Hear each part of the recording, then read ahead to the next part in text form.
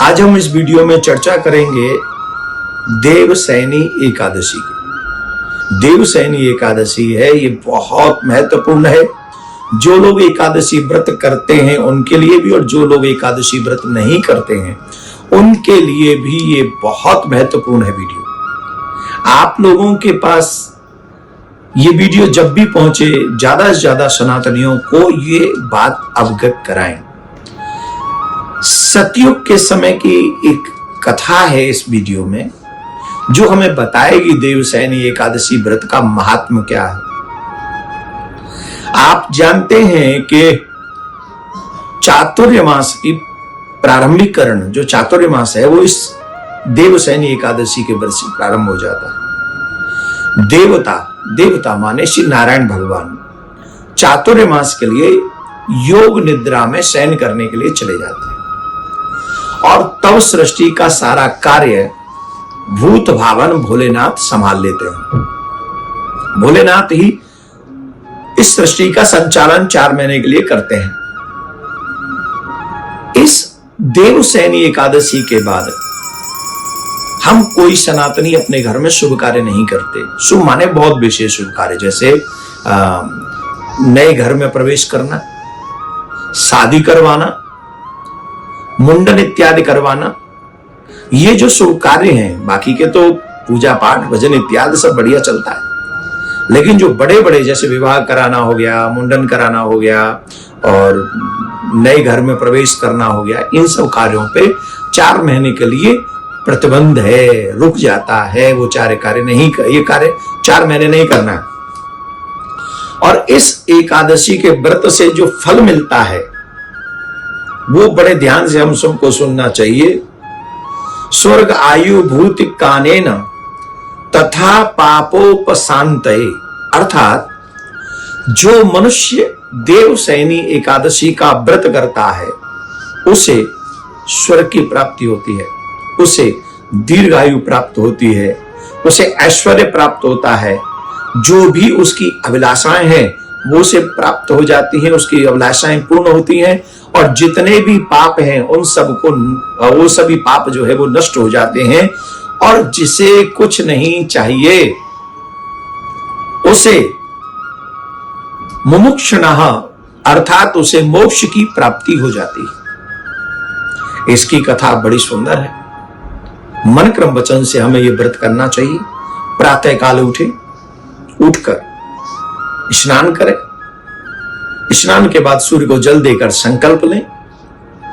हो सके तो 10वीं की रात्रि से ही अन्न ग्रहण न करें, हो सके तो निर्जला रहें, निर्जला ना हो सके तो जल के साथ रहें या पेय पदार्थ के साथ रहें।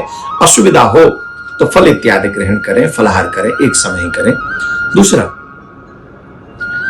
प्रिया प्रीतम के नाम का जाप करें, मीन्स लक्ष्मी नारायण की सेवा करें, पूजा करें, जितना हो सके सत्य बोलें, ब्रह्मचर्य का पालन करें, आदि इन चीजों की मर्यादाएं जो हैं उनका पालन करें। और एक बात, जो कथा है वो कथा जरूर सुननी चाहिए। सतयुग का समय था, उस समय एक राजा थे, बड़े धर्मनिष्ठ थे। उन राजा का नाम था मानधाता। अचानक से क्या हुआ कि मानधाता बड़े धार्मिक राजा थे, उनकी प्रजा बड़ी सुखी थी, बड़ा आनंद में थी।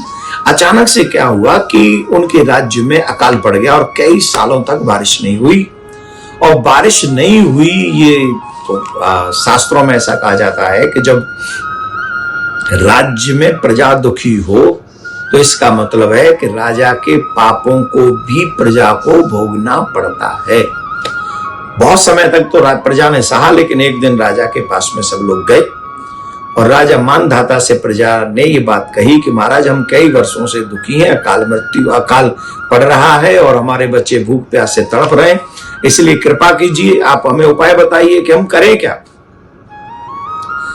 प्रजा की प्रार्थना सुनकर राजा ने कहा कि शास्त्रों में वर्णित है कि यदि कोई राजा अधर्म का अनुसरण करे उसका दंड उसकी प्रजा को भुगतना पड़ता है। मैं अपने भूत और वर्तमान पर गहरा चिंतन करता हूं, लेकिन मुझे फिर भी ऐसा कोई पाप याद नहीं आ रहा जो मैंने पाप किया हो जिसके कारण मेरी प्रजा दुख पा रही हो। बहुत दुखी मन से प्रजा के कुछ लोगों को लेकर राजा मानधाता वन की ओर में गए, और वन में जब वो पहुंचे तो वहां पर एक ऋषि को उन्होंने देखा वो ऋषि अंगिरा के आश्रम में पहुंचे और ऋषि अंगिरा को साष्टांग दंडवत किया। ऋषि ने पूछा, राजन क्यों दुखी हो, क्या परेशानी, क्या हो गया? तो राजा ने कहा, महाराज मेरी प्रजा दुखी है, अकाल पड़ रहा है, अन्न जल इत्यादि की अभाव हो गया है और इससे मैं बहुत दुखी हूं।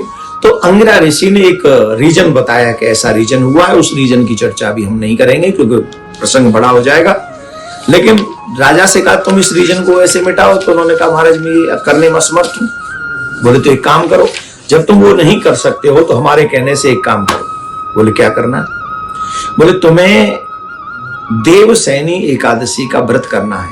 मन क्रम वचन से जब देवसैनी एकादशी का व्रत तुम करोगे तो तुम्हारी मनोकामना पूर्ण होगी। और राजा ने ऋषि के बताए हुए मार्ग पर चलकर मन क्रम वचन से देवसैनी एकादशी का व्रत किया, द्वादशी के दिन पारायण किया और उनके इस व्रत से, प्रजा के इस व्रत से सभी लोग बड़े देवता प्रसन्न हुए, चकाचक वर्षा हुई, अन्न धन इत्यादि खूब चकाचक हो गया। और इस देवसैनी एकादशी के व्रत का फल उस समय सतयुग में भी प्राप्त हुआ। तो बताइए, सतयुग में जब एक व्रत का इतना बड़ा फल है तो कलयुग में तो इसका फल कई गुना ज्यादा बढ़ जाएगा। तो इसलिए हम लोगों को मन क्रम वचन से प्रिया कांजू की सेवा करते रहते हुए, मन क्रम वचन से भजन करते हुए, सत्कर्म करते हुए देवसैनी एकादशी का व्रत करना चाहिए, जो है 6 तारीख को, 6 जुलाई को देवसैनी एकादशी का व्रत है। और 7 जुलाई को इसका पारायण होगा। और पारायण का समय हम आपको बता देते हैं, 5:34 से 8:44 तक। और कहीं कहीं सूर्य के उदय और उदय होने में थोड़ा बहुत समय का इधर उधर 2-4 मिनट हो सकती है।